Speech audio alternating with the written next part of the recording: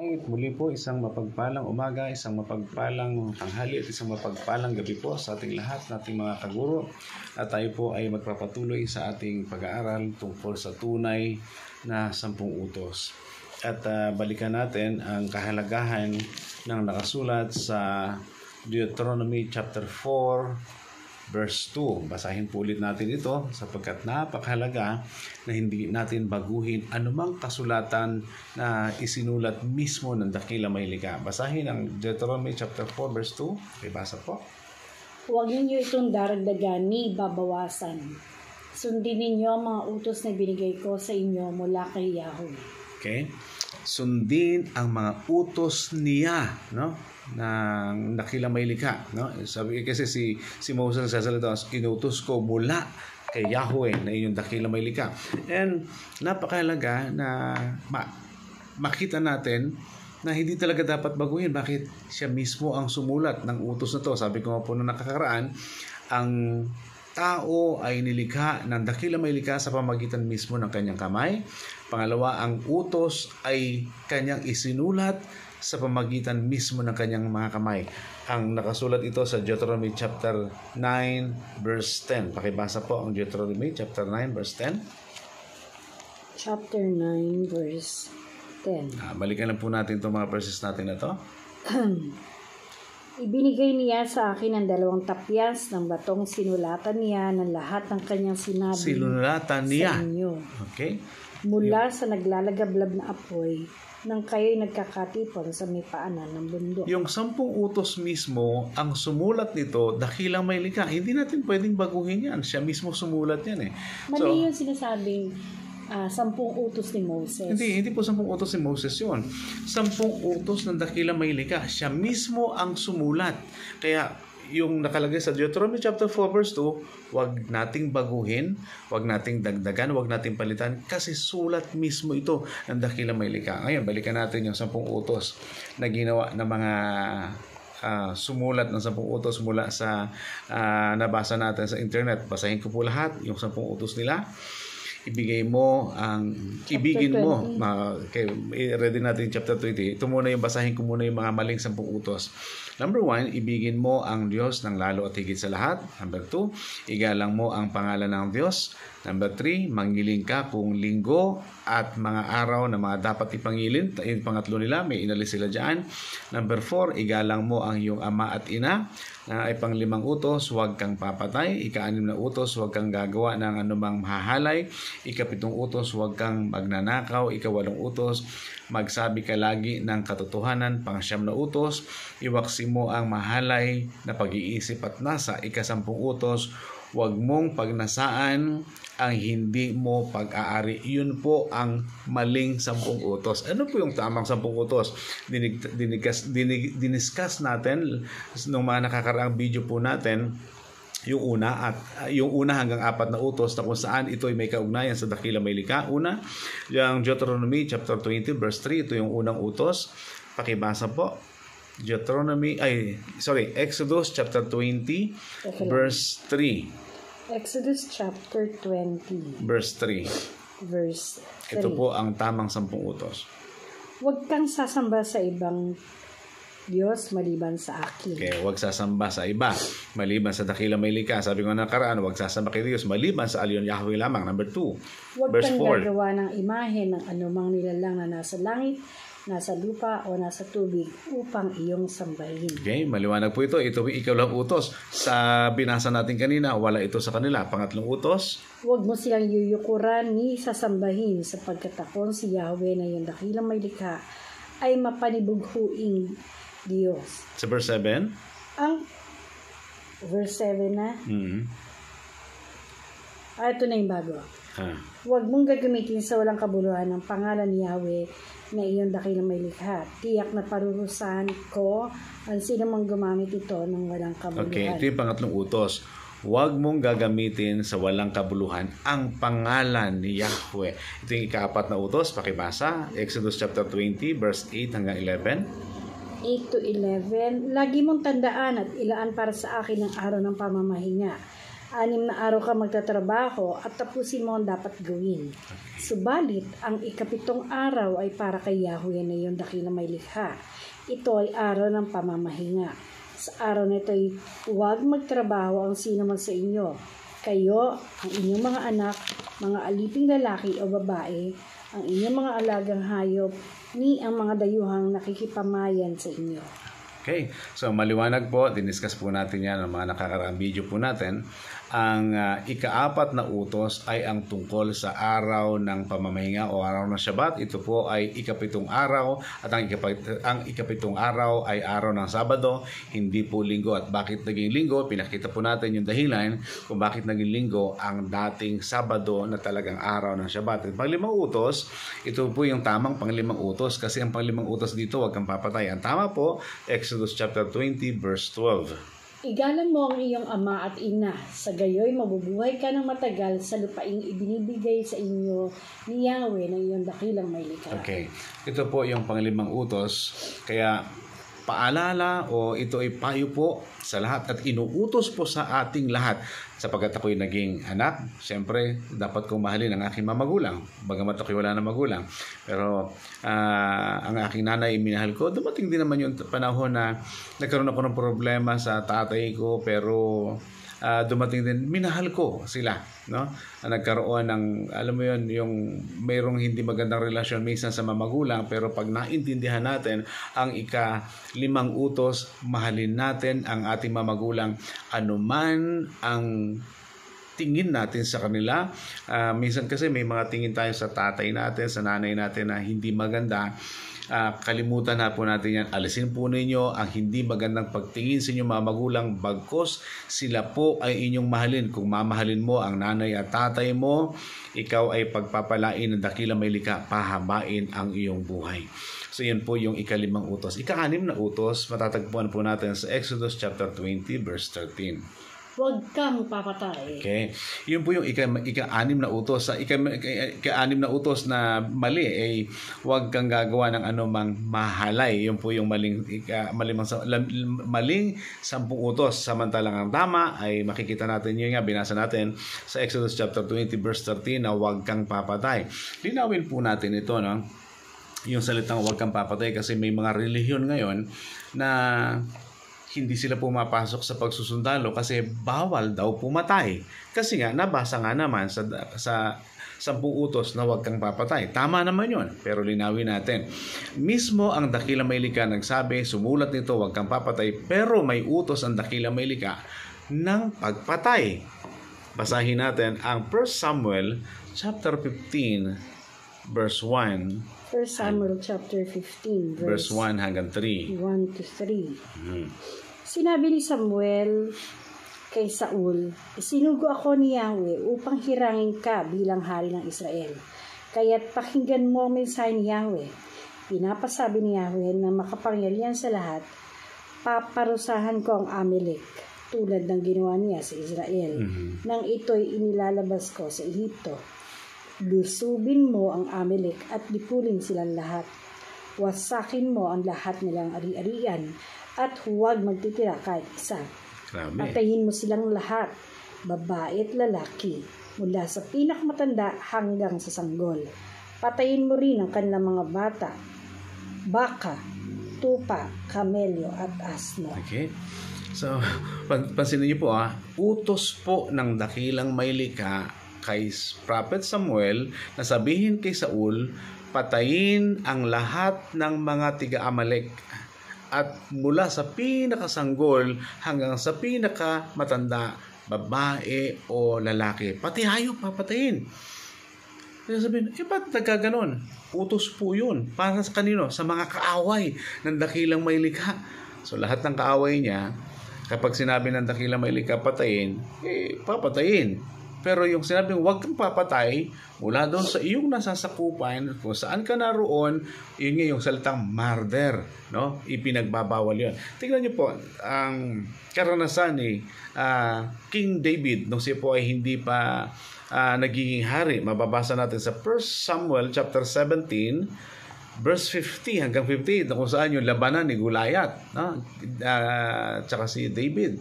Ano ginawa ni David? Pinugutan niya ng ulo si Goliath. Tingnan niyo po kung ang Israel ay hindi naiintindihan ang 10 utos at sasabihin, di bawal kasi pumatay. Baka nung nilusob sila ng mga kalaban, hindi na sila gumanti. Makikita natin, maliit lang sila na bansa, pero may proteksyon ang dakilang mailiga sa kanila. Hindi sila basta-basta nalulusob. Okay? May proteksyon sa kanila Okay, pasinin natin. Ang 1 Samuel chapter 18, verse 7. Pakibasa nga ito. 1 Samuel chapter 18, verse 7. Ganito ang kanilang awit. Pumatay si Saul ng libo-libo, si David na may 10,000. Okay, doon muna tayo Ano kaya tono nito, no? Si Saul ay pumatay ng marami, pero mas marami pinatay ni David. Tanong, si David ba naniniwala kayong siya ay nasa langit o nasa impyerno? Ano po sa palagay ninyo? Ikaw, ano sa palagay mo? Si David ba nasa langit o nasa impyerno? Sa langit. Dami niyang pinatay. Oo nga Di ba? Ang dami niyang pinatay. Kasi pero tinawag pa siya, tinawag pa siyang a man after my own heart. Pagamat marami siyang pinatay. Ang hindi lang niya ginawa, yung templo, sapagkat marami siyang napatay, marami siyang pinatay. Pinatay na hindi pinatay ng mga tao na dapat patayin. Na? Kaya ako po pumapayag ako doon sa death penalty. Kasi nga, yung mga kriminal, pag napatunayan talaga criminal sila, hindi patayin. Ako pumapayag ko sa death penalty, no?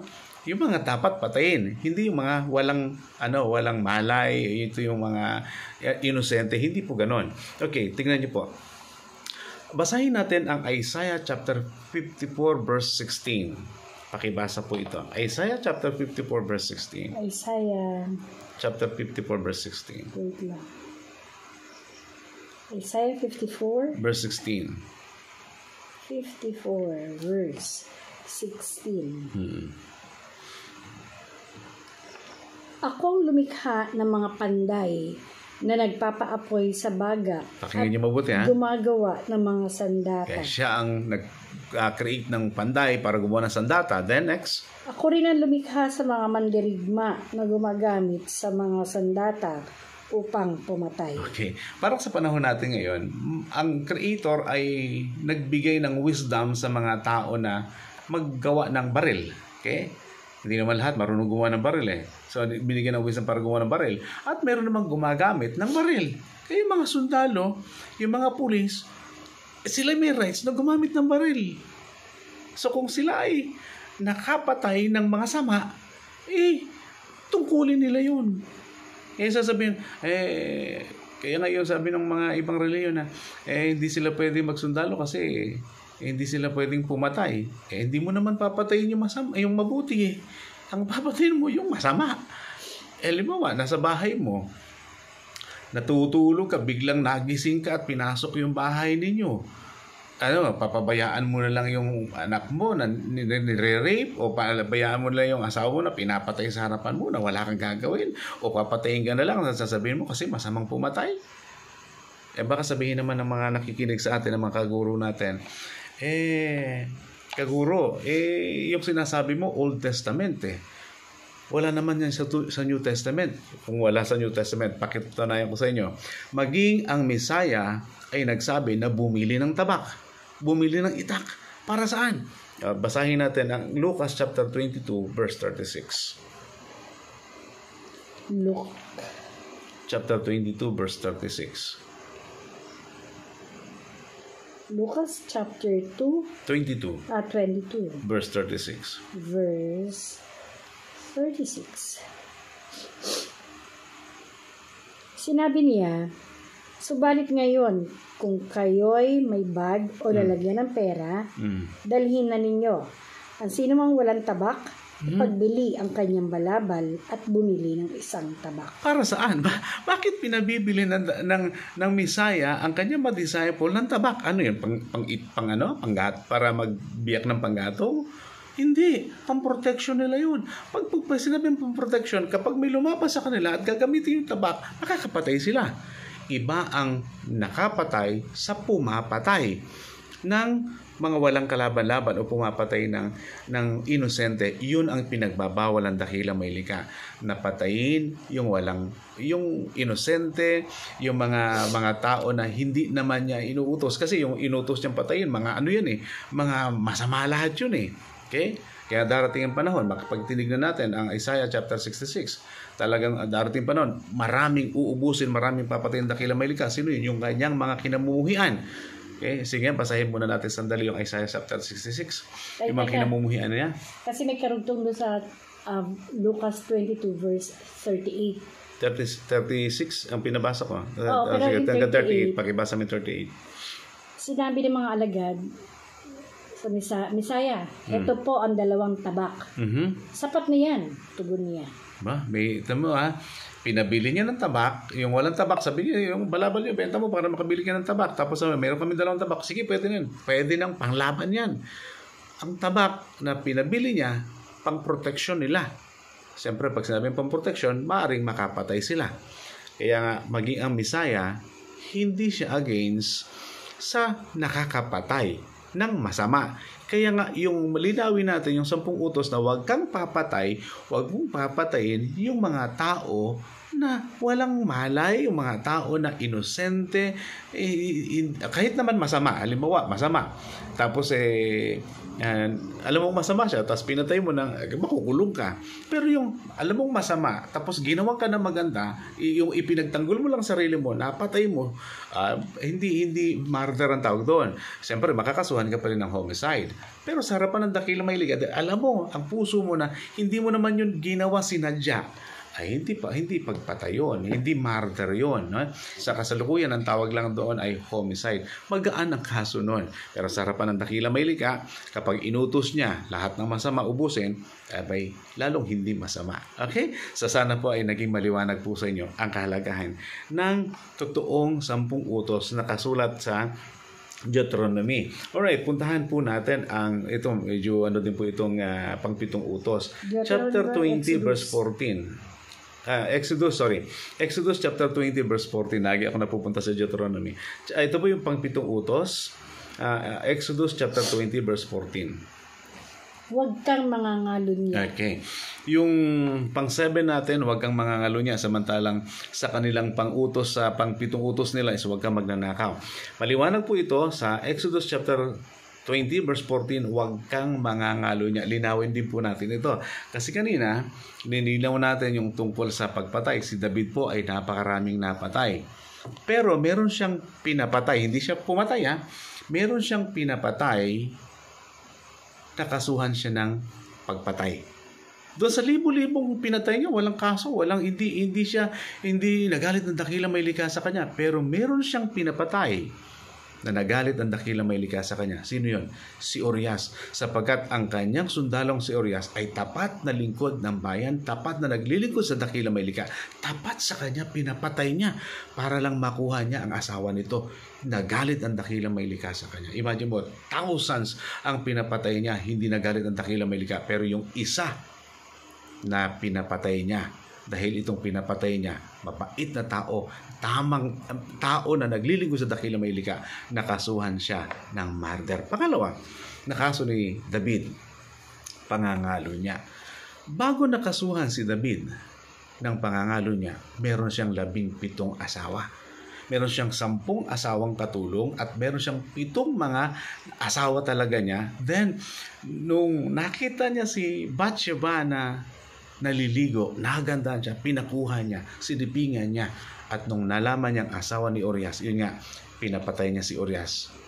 At siya ay nakasuhan ng pangangalo niya sapagkat si Bathsheba ay may asawa. Yung 10 katulong na asawa, walang mga asawa yon. Yung 7 asawa niya, yung ilan doon ay byuda, like Abigail, byuda yan. Asawa yan ni ng isang nakagalit din ni Haring David, pero naging asawa niya si Abigail. Then si Michal ay asawa niya na dati, pero ipinaasawa nung Haring Saul, pero kinuha niya ulit. Pero siya kasi talagang asawa. Then hanggang si Bathsheba ay naging asawa niya, pero nakasuhan siya ng pangangalo niya. Bakit? Si Bathsheba ay may asawa. Ibig sabihin pala ng pangangalo niya, kung ang isang lalaki ay kukuha ng isa pang asawa, makakasuhan siya. At isa pang asawa na may asawa, makakasuhan siya ng pangangalo niya. Tandaan, ang dakilang may likha nagsalita dito, ang nag-utos dito. Pero pag tinignan natin ang Exodus 21:10, pakibasa nga Exodus 21:10, ang dakilang may likha din nagsasalita dito. Ang nagsasabi dito, nag-uutos dito sa mga tao. Exodus 21:10. 21. Verse 10. Sige, pakibasa. At kung mag-asawa ng iba ang lalaki, ang babae ay patuloy na bibigyan ng kanyang pagkain, damit, at patuloy na sisipingan ng kanyang asawang lalaki. Okay. Exodus 20, verse 14, huwag kang mangangalo niya. Sulat ito ng dakilang may likha. Pero meron ding sinabi ang dakilang may likha sa Exodus 21 verse 10. Ito yung pinabasa natin kanina. Kung ang isang lalaki ay mag-aasawa ng iba. Kasi may asawa na siya. Aasawa pa ng iba. Parang nagdagdag siya. Pero kapag siya ay nagdagdag, meron siyang gagampanan pa rin sa kanyang unang asawa. Ano yun? Patuloy na bibigyan ng pagkain, bibigyan ng damit, at patuloy na sisipingan. Ibig sabihin, yung gampanin ng isang lalaki sa kanyang unang asawa o sa asawa ay gagampanin pa rin niya. Yung pagsiping, pagkain, at damit. So, yung pangalawang asawa niya, yun din ang gagawin niya. So, ang nag-utos nito, dakilang may likha. Ay, kaya pala nakasuhan si David. Kasi nga, ang kinuha niya may asawa na. Si David ay nagkaroon ng 18 asawa. Pero tinawag pa na siyang a man after my own heart. Kaya, pero kung ang babae, kunyari, nagdagdag na asawa, yung babae ay patay na yung kanyang asawa, yung unang asawa niya. Biyuda yun. Walang masama doon. Katulad ng sabi ko kanina, si Abigail, may asawa yan eh. Pero nang namatay na yung asawa ni Abigail, kinuha niya si Abigail. Kaya naging asawa niya. Biyuda na yun. Si Bathsheba, para sa kanya, para maging legal niyang asawa, kailangan mamatay si Urias. Kaya pinapatay niya si Urias para maging biyuda si Bathsheba. Kaya kinuha niya. Pero nagalit ang dakilang may likha sa kanya kasi ang intention niya, kaya pinapatay si Urias para makuha niya yung si Bathsheba. So, kaya nagalit ang dakilang may likha sa kanya. Pero napatawad naman siya kasi nga, kaya nga nagkaroon sa change my heart o Yah. Sabi niya gano'n, o Yahweh. Kaya binago kanyang puso at siya ay naging tapat na lingkod ng dakilang may likha. Kaya bagamat siya ay may 18 asawa at libo-libo ang kanyang napatay, siya po ay nasa langit at tinawag pa rin a man after my own heart. So mali yung salitang kabit. Walang kabit. Actually, ang kabit ay sa mga Kristiyanong salita yon na kapag ikaw ay may asawa na, lalaki may asawa na, ay hindi ka na pwedeng tumingin sa iba o magkaroon pa ng iba. Kasi nga, ay ang itinuro na wag na magkakaroon pa ng iba. Kailangan isa na lang. At yung babae naman, kapag may asawa na, yun talaga bawal. No?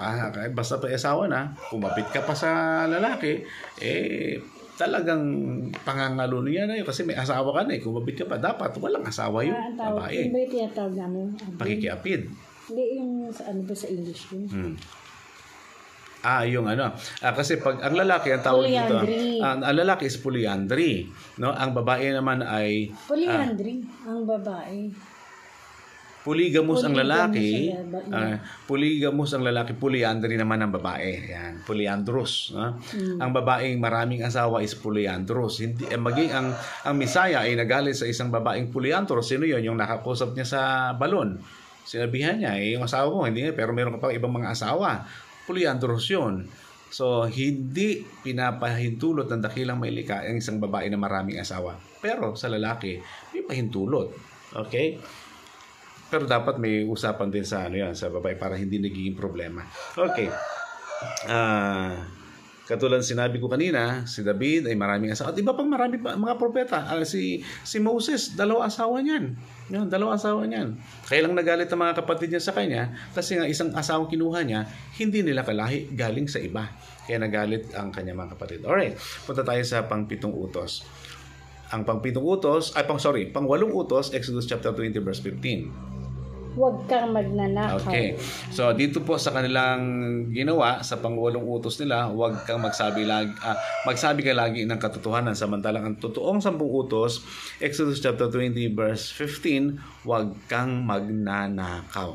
Maliwanag po yun kapag yung kasama mo, kapatid mo, kaibigan mo o kakapwa mo, huwag mong pagnanakawan. Okay? Yun po ay masama. Pang-siyam na utos, Exodus chapter 20 verse 16. Huwag kang sasaksi ng walang katotohanan laban sa iyong kapwa. Okay. Huwag kang sasaksi ng walang katotohanan laban sa iyong kapwa. Okay. Sulsulero. Okay, mga Susultan. Sultan, Marisol, Marites. Okay? Yung kanilang pangutos dito sa siyam ay iwaksi mo ang mahalay na pag-iisip, samantalang ang tama ay huwag kang sasaksi ng walang katotohanan laban sa iyong kapwa. Okay, pag sinabing huwag kang sasaksi, alam mo, mayroong titistigo ka, dapat totoo yung sasabihin mo. Katulad ngayon, mga nangyayari sa Kongreso, nangyayari sa Senado, no? Ang daming mga kasinungalingan pinapakita doon. So, iyon ay ikinagagal. Kaya ngayong nagkakaroon sila, nag-o-oath sila, nagkakaroon sila ng panunumpa na magsasabi ng totoo at pawang katotohanan lamang. Kaya nga, maging sa harapan ng dakilang may likha, dapat ay katotohanan ang ating ipinapahayag. Okay, pang-10 utos, Exodus chapter 20 verse 17. Huwag mong pagnanasaang maangkin ang sambahayan ng iyong kapwa, ang kanyang asawa, mga alilang lalaki o babae, mga baka, asno o anumang pag-aari niya. Okay. Yung pang-10 nila medyo hawig, Huwag mong pagnanasaan ang hindi mo pag-aari. Pero yung talaga nakasulat sa verse 17, huwag mong pagnanasaang maangkin ang sambahayan ng iyong kapwa. Kung ano yung nasa kanya, huwag mo na angkinin. Ang gawin mo na lang, magsikap ka. Kung ano yung nasa kanya para makasayo, di magsikap ka. Sabi dito, ang kanyang asawa, huwag mo nang nagkakarasan mo yung asawa, huwag mo nang pag-interasan yun. Manalangin ka na lang na magkaroon ka ng asawa na karapat-dapat para sa iyo. Ganun lang kayo, huwag ka na magnasa yung baka niya, yung hayop niya, yung property niya, huwag mo nang pagnasaan. Bagkos, magsikap ka na maging ikaw ay mapagpala ng dakilang may likha nang mapasa iyo ang mga bagay na gusto mo. Kaya nga magpapahalaga na maging masunurin sa dakilang may likha. Mga kaguro, ito po ang tamang 10 utos na nakasulat sa Exodus chapter 20 mula sa verse 1 hanggang verse 17. Kaya challenge ko po, pinapahayag ko sa ating lahat na nakikinig ngayon, ito po ang dapat nating sundin. Ito po ang dapat nating ipamuhay. Kung nasanay ka sa mali o ikaw ay nasanay na dito sa iyong nakasanayan, iwasan ang nakasanayan, pumunta sa katotohanan. Mas mahalaga ang katotohanan kaysa nakasanayan. Magandang araw, magandang tanghali, magandang gabi po sa lahat ng mga kaguro. Pagpalain tayo ng ating dakilang may likha.